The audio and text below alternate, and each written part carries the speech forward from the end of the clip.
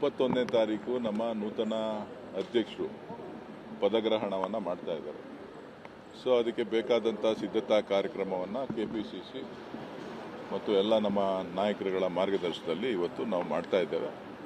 ಸುಮಾರು 1.5 ಲಕ್ಷಕ್ಕೂ ಹೆಚ್ಚು ಜನ ಈ ಒಂದು ಕಾರ್ಯಕ್ರಮದಲ್ಲಿ ಭಾಗವಹಿಸುವಂಥ ಎಲ್ಲ ತಯಾರಿಗಳನ್ನು ಇವತ್ತು ನಾವು ಮಾಡ್ತಾ ಇದ್ದೇವೆ. ಸೊ ಕೇವಲ 2 ದಿನ ಮಾತ್ರ ಬಾಕಿ ಉಳಿದಿದೆ.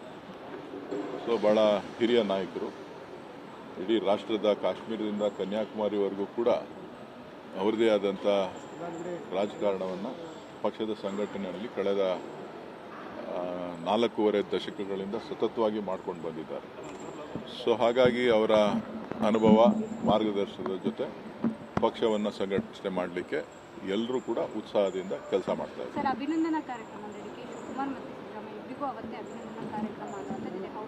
ಹೌದು, ಯಾಕಂದರೆ ನಮ್ಮ ಸಿದ್ದರಾಮಯ್ಯನವರು ಮಾಜಿ ಮುಖ್ಯಮಂತ್ರಿಗಳು ಇವತ್ತು ರಾಜ್ಯಕ್ಕೆ, ನಮ್ಮ ಪಕ್ಷಕ್ಕೆ, ವಿಶೇಷವಾಗಿ ಎಲ್ಲ ವರ್ಗದ ಜನರ ಹಿತವನ್ನು ಕಾಪಾಡೋ ನಿಟ್ಟಿನಲ್ಲಿ ಅತ್ಯುತ್ತಮವಾದ ಆಡಳಿತವನ್ನು ಕೊಡೋದ್ರ ಮುಖಾಂತರ ಒಂದು ಇಡೀ ರಾಷ್ಟ್ರಕ್ಕೆ ರಾಜಕಾರಣದಲ್ಲಿ ಒಂದು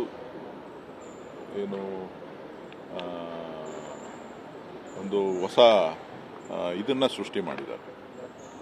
ಯಾವ ರೀತಿ ನಡ್ಕೊಳ್ಬೇಕು ರಾಜಕಾರಣದಲ್ಲಿ ಅನ್ನೋದನ್ನು ಒಂದು ಪಂಕ್ತಿಯನ್ನು ಹಾಕ್ಕೊಟ್ಟಿದ್ದಾರೆ. ಸೊ ಹಾಗಾಗಿ ಅವರನ್ನು ಸ್ಮರಣೆ ಮಾಡಬೇಕಾಗಿರ್ತಕ್ಕಂಥದ್ದು, ಅವರಿಗೆ ಗೌರವ ಸಲ್ಲಿಸಬೇಕಾಗಿರ್ತಕ್ಕಂಥದ್ದು ಪಕ್ಷದ ಕೆಲಸ. ಸೊ ಅದು ಕೂಡ ಜೊತೆಯಲ್ಲೇ ನಡೀತದೆ. ಇವತ್ತು DK ಶಿವಕುಮಾರ್ ಅವರು ಪಕ್ಷದ ಅಧ್ಯಕ್ಷರಾಗಿ ಸುಮಾರು 6 ವರ್ಷ ಕೆಲಸ ಮಾಡಿದ್ದಾರೆ. ಸೊ ಈಗ ನೂತನ ಮುಖ್ಯಮಂತ್ರಿಗಳಾಗಿದ್ದಾರೆ. ಅವ್ರಿಗೆ ಜವಾಬ್ದಾರಿ ಇದೆ ಮುಂದಕ್ಕೆ 28ಕ್ಕೆ ಮತ್ತೆ ನಮ್ಮ ಹೊಸ ಆಡಳಿತವನ್ನು, ಸರ್ಕಾರವನ್ನು ತರುವಂಥದ್ದು. ಕಾರ್ಯಕರ್ತರ ಜೊತೆ ಇಡೀ ರಾಜ್ಯದ ಸಮಸ್ಯೆಗಳನ್ನು ಪರಿಹಾರ ಮಾಡಲಿಕ್ಕೆ ಅವ್ರ ಮುಂದೆ ಇರ್ತಕ್ಕಂಥ ಎಲ್ಲ ಸವಾಲುಗಳನ್ನು ಅವರು ಸ್ವೀಕಾರ ಮಾಡಿ ಕೆಲಸ ಮಾಡಬೇಕಾಗಿದೆ.